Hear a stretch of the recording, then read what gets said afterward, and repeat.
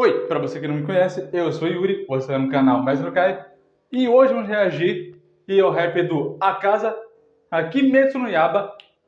E lembrando, esse drop vai ser dividido em várias partes do canal da WLO, que no caso é um remaster e Demon Slayer.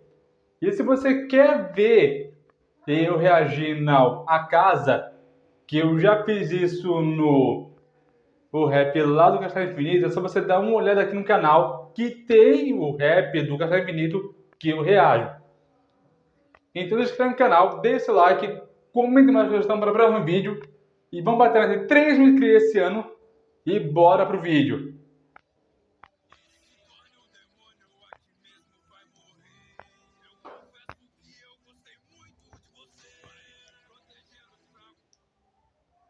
É que aquilo, o Akaza, ele meio que tenta convencer o Rengoku a se tornar um demônio, visto que ele já viu o potencial do Rengoku. Só que é aquilo, ele meio que diz que, mesmo com o potencial dele, o Rengoku poderia se tornar um bom Oni para lutar com o lado dele durante, sei lá, 1000, 2000, 3000 anos, e ia ficar boladaço, mas só que ele recusa.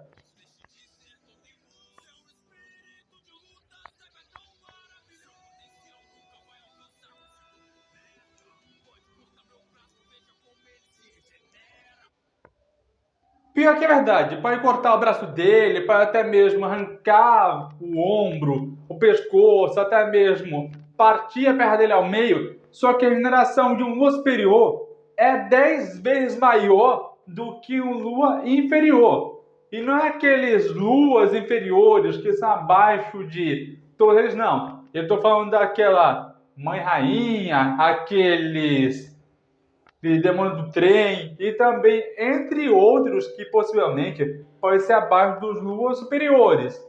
Porque o Akaza, velho, esse daí é broken. Esse é broken porque lembra muito o Akuma lá no Street Fighter. E, velho, é broken mesmo.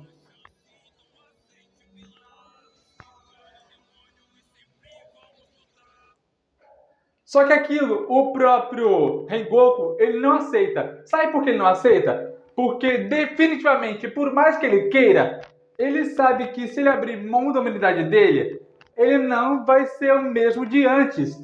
Ele vai ser nada mais nada menos do que um Oni, um monstro. E se ele se tornasse um monstro, ele não seria mais o professor do Tanjiro. Visto que o mesmo, nas HQs, é mostrado que quando se torna cerca de um Oni, e nos jogos de Demon Slayer tem cerca de um Araf, que no caso, e se, por exemplo, se o próprio Rengoku se tornasse um próprio Oni, ele definitivamente teria que lutar contra o Tanjiro, possivelmente, mas ele acabaria morrendo pelo Tanjiro ou pelo Zenitsu.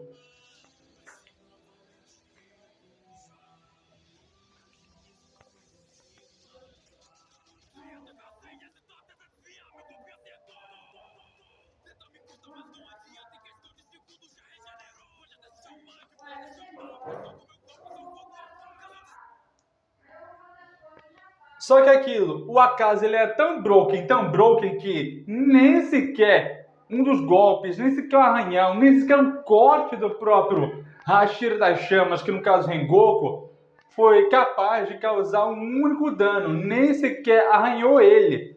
O Akaza é tão forte que, por mais que ele seja o número 2 na linha de frente do Muzan, velho, esse daí é sola. Ele simplesmente sola todo mundo e ninguém simplesmente fez nada. Visto que no anime, no episódio 27, no episódio 28, foi uma luta... Nossa, velho! O que foi isso?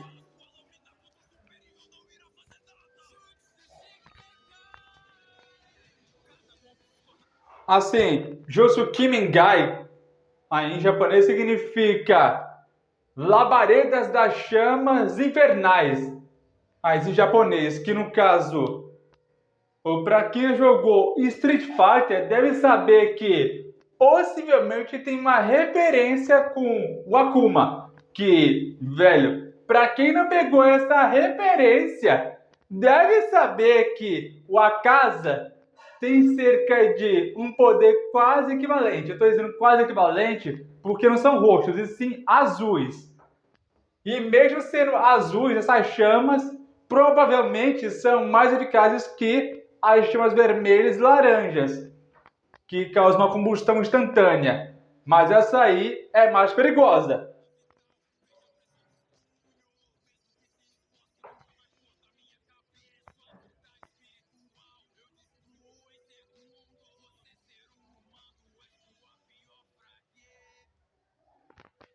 E, cara, pra quem conhece esse Kid Demon Slayer, deve saber que o Akaza, ele é dublado pelo Charles Emanuel, o mesmo dublador que faz Ben 10, o mesmo dublador que faz o tema em CDZ, o mesmo cara que fez cerca do Mutano lá em Jovens Titãs. E, cara, Charles Emanuel é zica, é zica. E esse cara, quando fez a voz do próprio Akaza, nossa, velho, eu nem reconheci. Porque, cara, para o Akaza, que já é um Oni, ele acha que ele é superior só porque a vontade humana é inferior a ele. Tanto é que, por ele ser o número 3 na linha de ataque e defesa do Muzan, ele é meio que ele se acha God.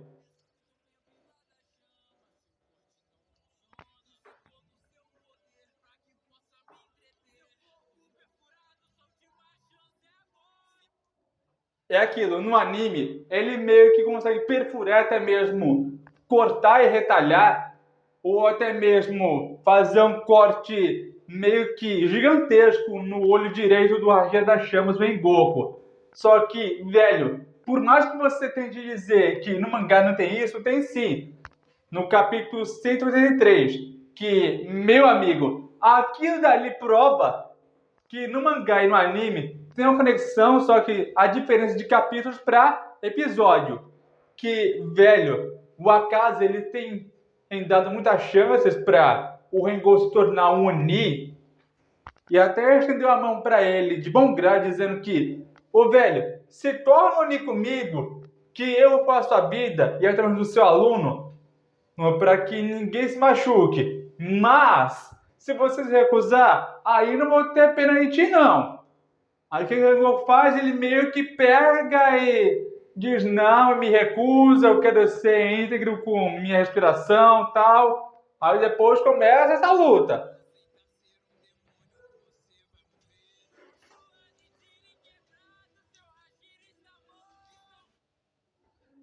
Isso é meio que inevitável, até porque geral já sabe que o Rengoku, que é do pelo Felipe Noia, meio que já ia morrer cedo ou tarde. Eu lembro que já conheci o Felipe Noia lá no evento do Jacaré Geek, que foi o primeiro ano, e, cara, eu nem acreditei que ele meio que dubla acerca do próprio Lanterna Verde, tanto os quadrinhos da Liga da Justiça, quanto da série 3D. Aí meio que minha mão ficou gelada, eu comecei a suar, eu gaguejei, e, cara, foi a primeira vez um dublador assim de perto. Eu meio que fiquei impressionado.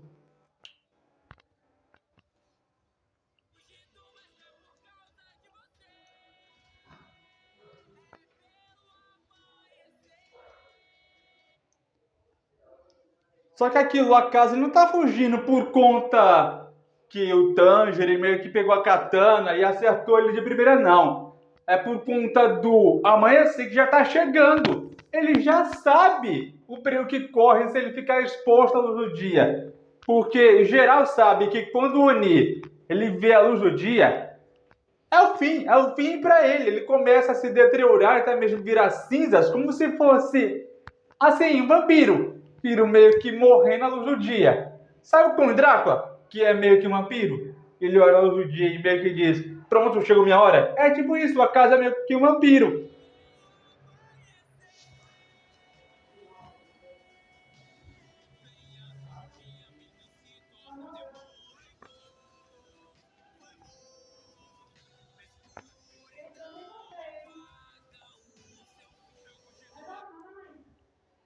Olha, o Rengoku morreu? Morreu sim, mas não quer dizer que seja o fim. Até porque se não fosse por ele, o Tanjiro não teria aprendido Ramekin Kagura, que no caso, uma técnica de respiração do sol, ou até mesmo a respiração das chamas, que convenhamos seja muito útil contra os Onis.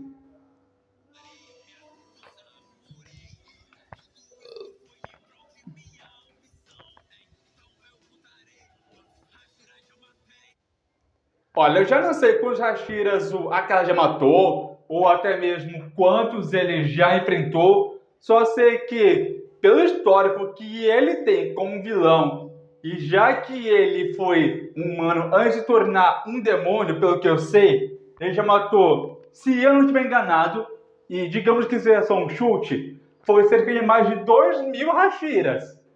Inclusive até mesmo os pais ou a mãe de outros Hashiras, antes mesmo de ser colocado os 8 Hashiras mais fortes atualmente.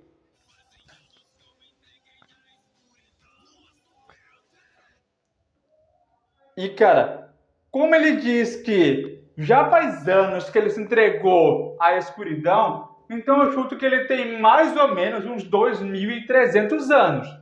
Mais ou menos isso. Eu acredito que seja essa a idade letal dele.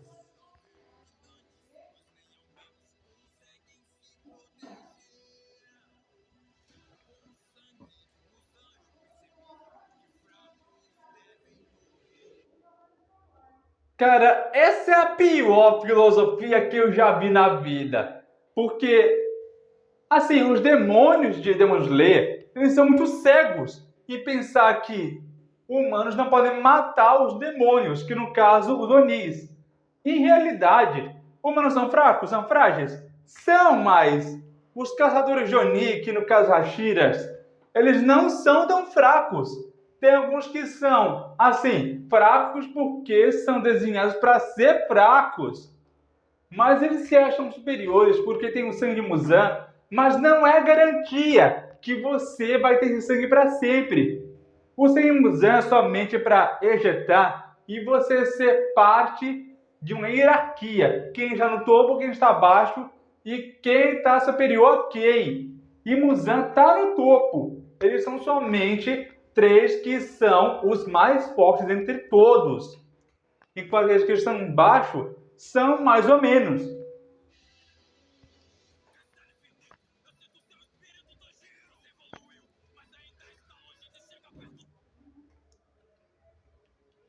Aquilo, para quem já viu minha vídeo do Castelo Infinito, o velho, aquela luta do Tanjiro contra o Akaza foi muito zica mesmo.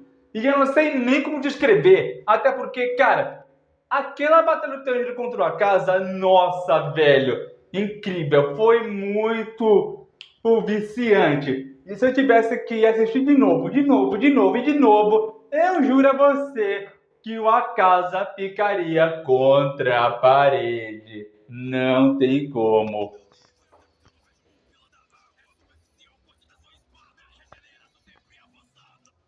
Só que aquilo, o Tanjiro não é um pilar da água. E por mais que ele tente lutar contra o Tomeoka, ou até mesmo contra o Tanjiro, o Tomeoka é um pilar da água porque ele foi um dos aprendizes lá do próprio Mestre Tengu, ou qualquer outro que...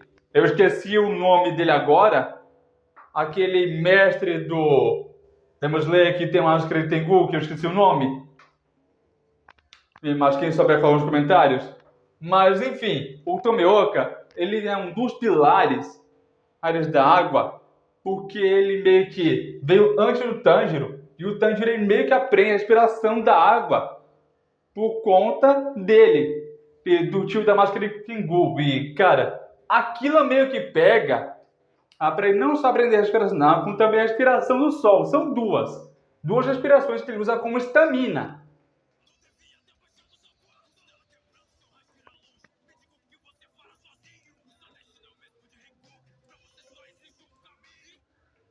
Cara, pode ser o mesmo destino de Rengoku? Talvez. Não é certeza. Eles talvez. Mas se o Tanjiro conseguir e perfurar até mesmo ver um ponto vital do próprio Akaza, Eu vou dizer que quem é o fraco aqui, porque o Akaza tá se achando demais. Alguma hora a casa dele vai cair e ele vai cair junto. Porque, velho, quando tem aquela Oni do Biwa, junto do Muzan, ela meio que vai assim, pum, pum, pum, pum. E todas as portas, até mesmo arestas e o chão começa a trocar de lugar. E, velho, aquilo dali é cinema. É cinema porque o Muzan tá meio que fazendo todo mundo ir lá pro outro. E no Castelo Infinito, todas as portas, passagens, até mesmo lugares, meio que começa a ficar assim, trocando de lugar aleatoriamente.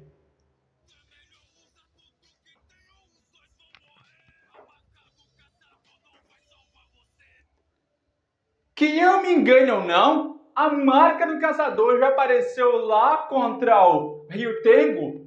E isso daí salvou principalmente a Mitsuri e também Tanjiro e companhia. Porque, cara, aquilo dali já é uma prova que os caçadores de Oni estão evoluindo gradativamente. E não é uma fraqueza. É mais como uma força e uma vantagem. Só que os Oni são tão cegos na sua força física que não enxergam que o oponente pode ser mais forte que eles e eles não simplesmente dão a vantagem para si mesmos.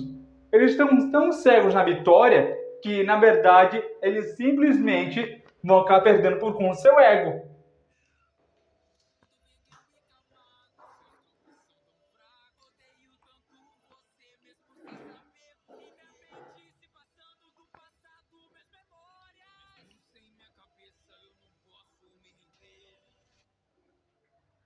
É exatamente como eu disse. Por mais que todos os Onis tenham cerca de uma parte do sangue Muzan, a maioria deles tem cerca de um ponto vital que, pronto, a casa, quando tem a cabeça decepada, não é como no outro Oni que eu já falei aqui antes.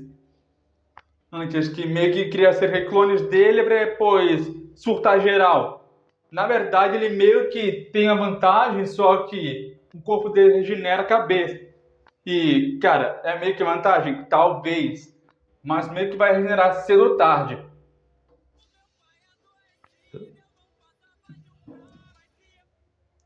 E, cara, no mangá é mostrado que quando ele é criança, o pai dele adoeceu e disse que ele não passava de um fraco, de um demente, de um idiota, de um ridículo.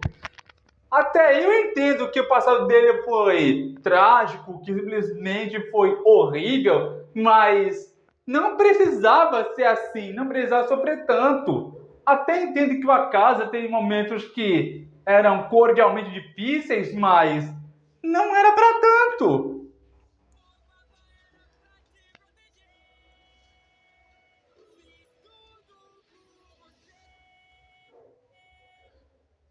Olha, eu entendo que um filho faz tudo para o seu pai ser melhor, até mesmo para as melhoras do seu pai e tudo mais, só que esse passado do A Casa meio que foi como uma faca no coração, como simplesmente você tentasse entender um pouquinho mais por que ele é desse jeito, por que ele é tão rancoroso e do porquê ele tem essa mágoa toda aos humanos e por que ele quer ver todos sofrerem. Cara, é porque ele já sofreu. Ele já sofreu quando criança. E ele não tem culpa. Afinal, todas as pessoas que já são Onis sofreram. Sofreram quando crianças.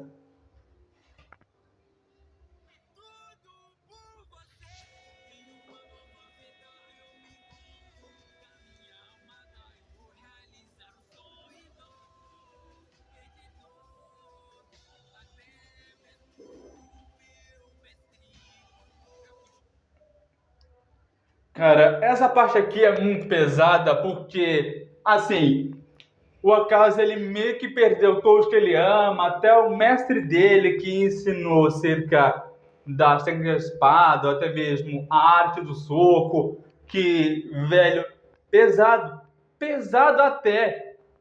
Se uma criança assistisse essas cenas do flashback do Akaza, ela não ia entender porque só um adulto como eu, minha mãe, Tia Lane, ia entender como o passado da casa é triste, é deprimente? É sim, porque é um assunto muito delicado que você para sentar, lê um pouco com calma e até mesmo diz que, nossa, que triste, que deprimente. Possivelmente a vida dele foi uma merda, ninguém deu a mínima.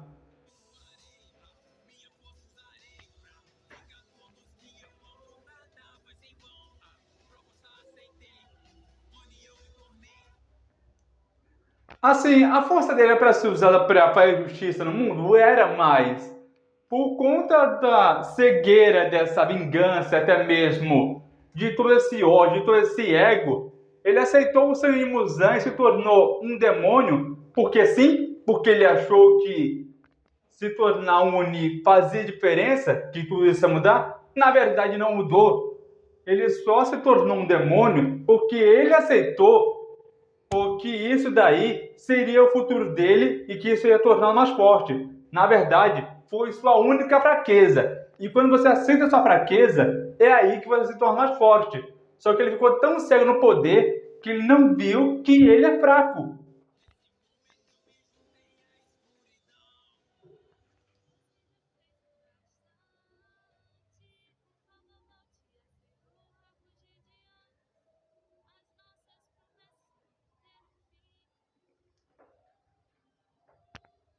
Assim, essa é a voz da mãe do Wakasa, que no caso Hakuji era o nome dele antes mesmo de ser Eumuni, porque ele já sabe que, e já fez bastante, ele tem que aceitar que tem que voltar a ser o que era antes. E se ele não voltar ao que era antes mesmo de ser um Oni, aí vai ficar meio que aquela crise existencial. Quem sou eu? Quem eu era? O que estou fazendo? Aí vai ficar um monte de dúvidas, um monte de questionamento. O que ele vai fazer e o que quer ele ser e assim por diante.